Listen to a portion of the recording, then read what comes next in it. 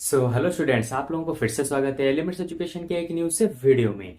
तो जैसा कि आप लोग जानते हैं कि अभी हमारा एक स्पेशल सा सीरीज चल रहा है आप लोगों के हाफ ईयरली एग्जाम को लेके, यानी कि क्लास 10 के जो नेक्स्ट महीने हाफ ईयरली एग्जाम होने वाले हैं, उस हाफ ईयरली एग्जाम में कितने सारे चैप्टर्स आएंगे, हम उन सभी चैप्टर्स के एक एक करके 5 इंपोर्टेंट क्वेश्चन को हम अपने हर क्लासेस में कवर अप कर रहे हैं, जिसके कि ऑलरेडी 3-4 चैप्टर्स में ऑलरेडी खत्म कर चुका हूं इसके प्रीवियस वाले क्लासेस में।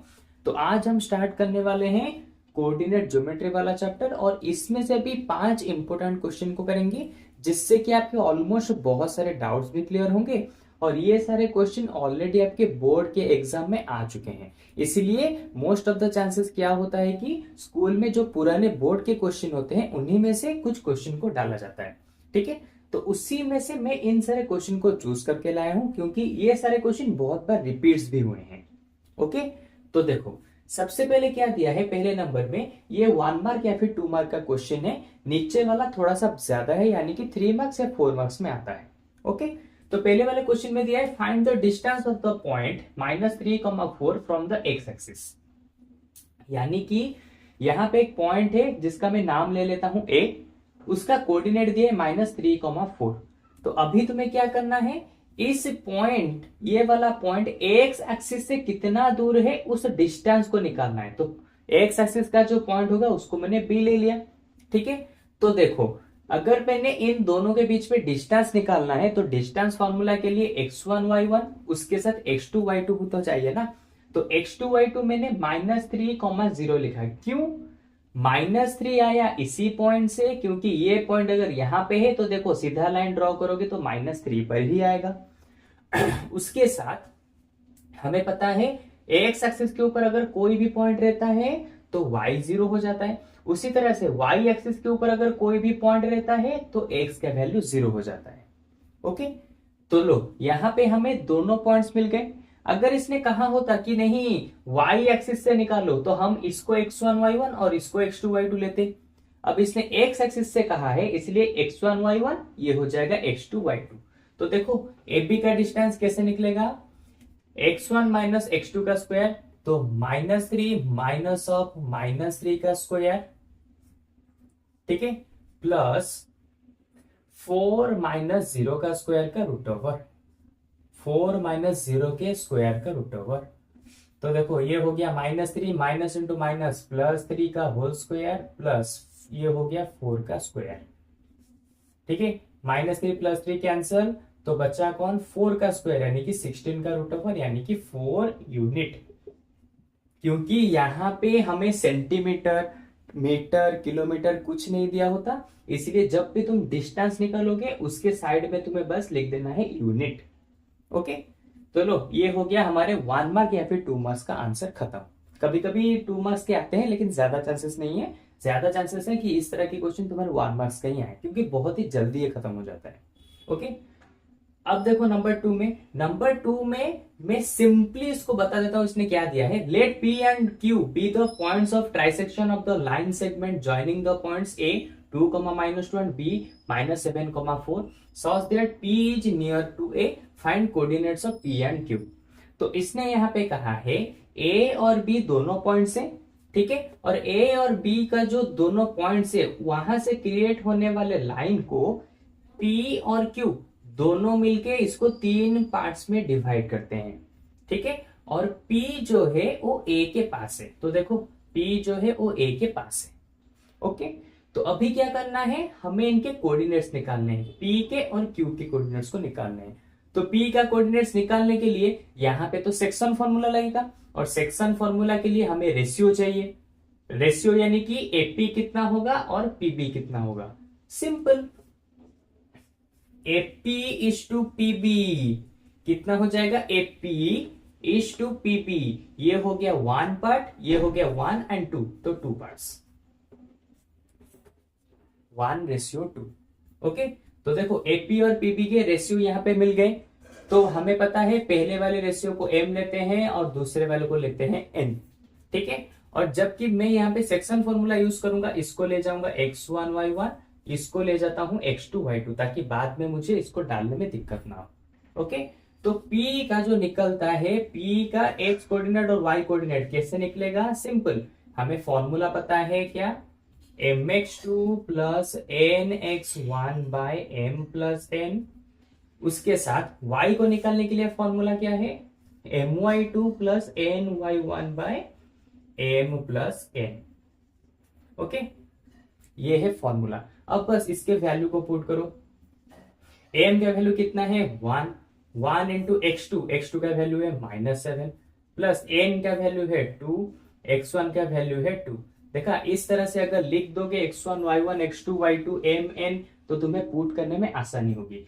m प्लस n कितना होगा? 2 प्लस 1 3, कॉमा m का वैल्यू यहाँ पे कितना होगा? m का वैल्यू होगा 1, y2 का वैल्यू कितना दिया है? 4 प्लस n का वैल्यू कितना दिया है? 2, उसके साथ y1 का वैल्यू कितना दिया है? -2। ठीक है, डिवाइडेड बाय 3। अभी बस इनको सॉल्व करना है। कैसे? देखो, -7 2 2 जा 4 डिवाइडेड बाय 3, कॉमा ये हो जाएगा 4 इंटू 1 4, 2 2 जा 4 यानी कि -4 डिवाइडेड बाय 3। ठीक है, तो -7 प्लस 4 कितना आ जाएगा? -7 प्लस 4, 4 से -7 जाएंगे तो बचेगा कितना? -3, -3 डिवाइडेड बाय 3 तो हो जाएगा -1। 4 माइनस 4 यहाँ पे 0 हो जाएंगे और 0/3 होता है 0। तो लो, P के हमारे कोऑर्डिनेट्स मिल गए -1, 0। अभी क्या चाहिए? Q पॉइंट्स के कोऑर्डिनेट्स। Q पॉइंट्स के कोऑर्डिनेट्स को तुम इजीली, हमने P पॉइंट्स के कोऑर्डिनेट्स को सेक्शन फॉर्मूला यूज करके निकाला और Q पॉइंट्स के कोऑर्डिनेट्स को हम मिड पॉइंट थ्योरम से निकालेंगे। मिड पॉइंट थ्योरम क्यों?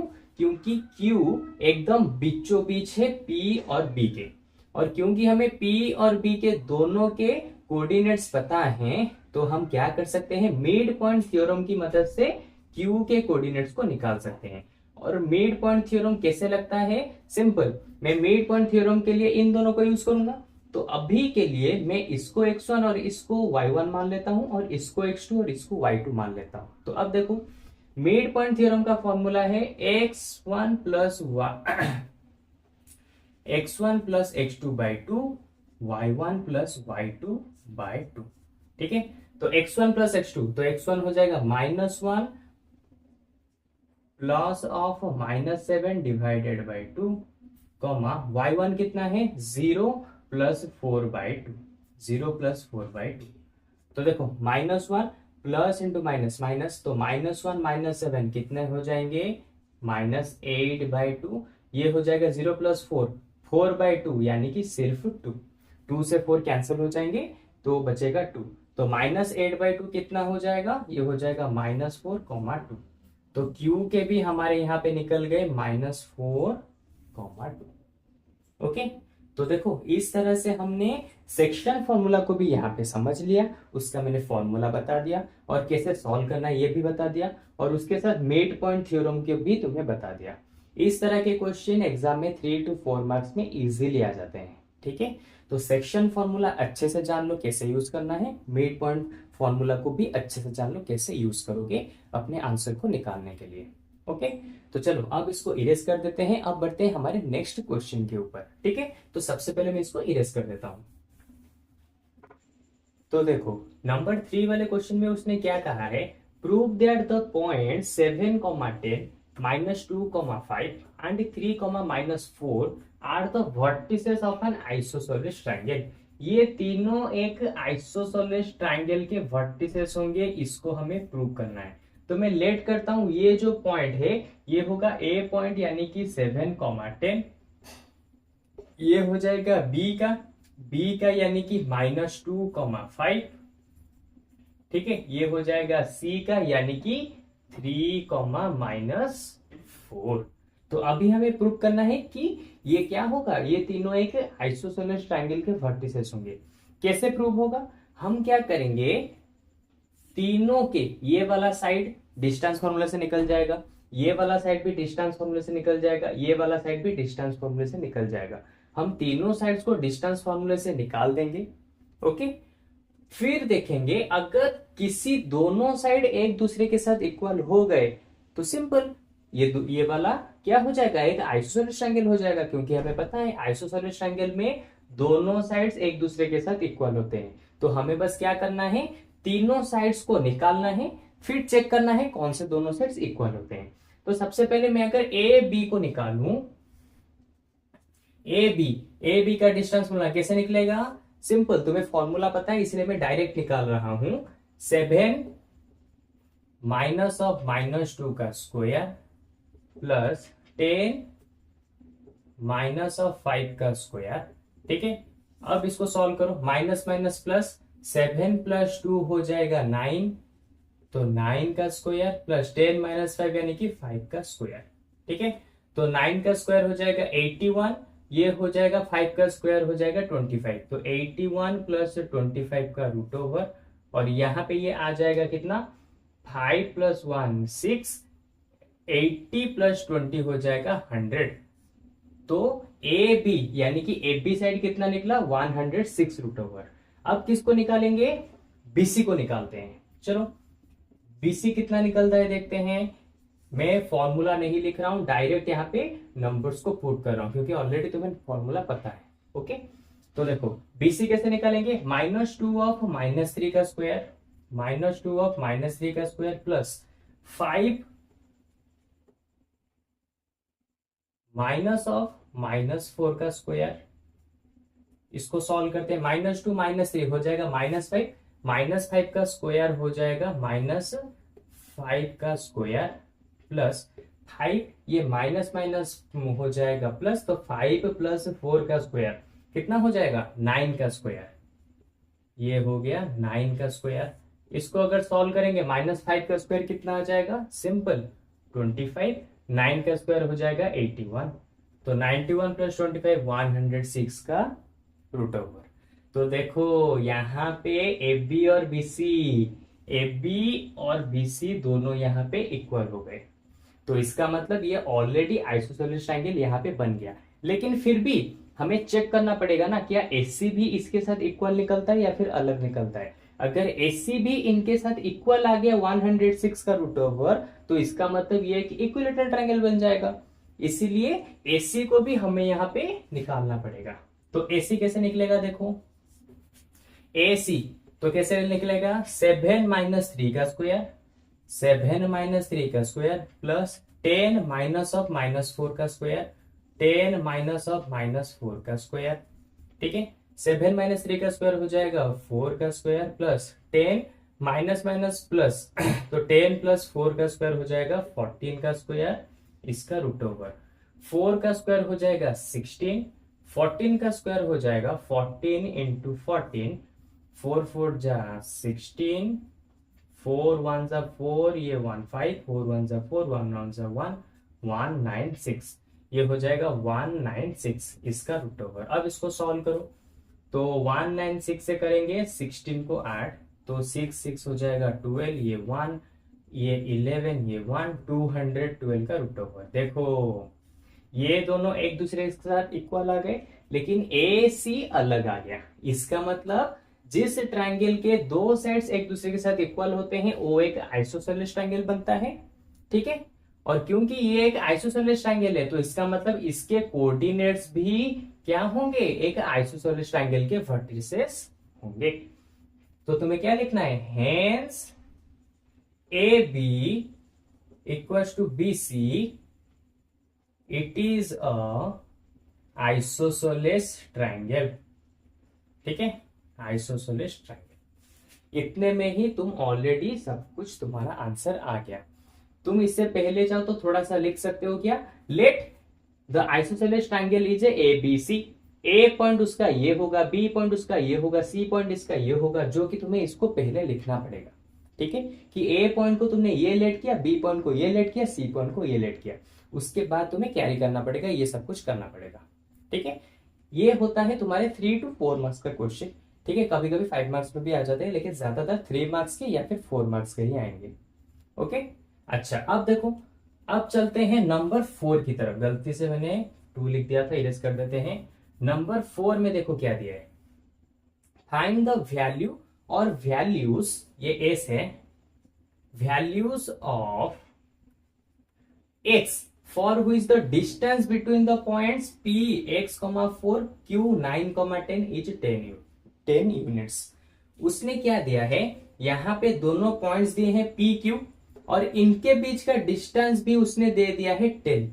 तो अभी मुझे बताओ कि एक्स का फॉर्मूला कैसे निकलेगा। ये वाला क्वेश्चन हालांकि 2 मार्क्स का है लेकिन बहुत ज्यादा इंपॉर्टेंट है। इसी ये वाला क्वेश्चन बहुत बार बोर्ड एग्जाम में आ चुका है।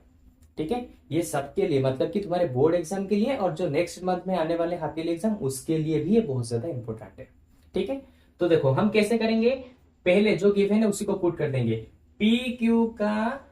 ठीक है, पी क्यू का डिस्टेंस कैसे निकलता है, x2 माइनस x1 का whole square plus y2 minus y1 का होल स्क्वायर। ठीक है, तो पी क्यू कैसे निकलेगा, x माइनस 9 का होल स्क्वायर प्लस 4 माइनस 10 का होल स्क्वायर हो गया।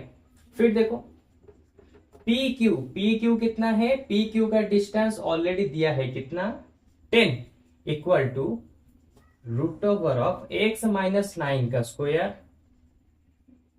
प्लस 4 माइनस 10 हो जाएगा -6 और -6 का स्क्वायर हो जाएगा 36। ठीक है, फिर देखो ये रूट ओवर है इस तरफ आएगा तो हो जाएगा स्क्वायर, तो 10 का square equal to x minus 9 का स्क्वायर प्लस 36 इस तरफ आएगा तो माइनस हो जाएगा, तो 10 का स्क्वायर हो जाएगा 100 माइनस प्लस 36 इस तरफ आएगा तो -36 हो गया इक्वल टू x माइनस 9 का होल स्क्वायर। तो 100 से 36 जाएंगे तो बचे कितने 64 इक्वल टू x माइनस 9 का होल स्क्वायर। तो ये स्क्वायर इस तरफ आके रूट ओवर बन जाएगा, तो root over of 64 equal to x minus 9 और रूट ओवर ऑफ 64 कितना होता है 8 जा 64 8 इक्वल टू x माइनस 9।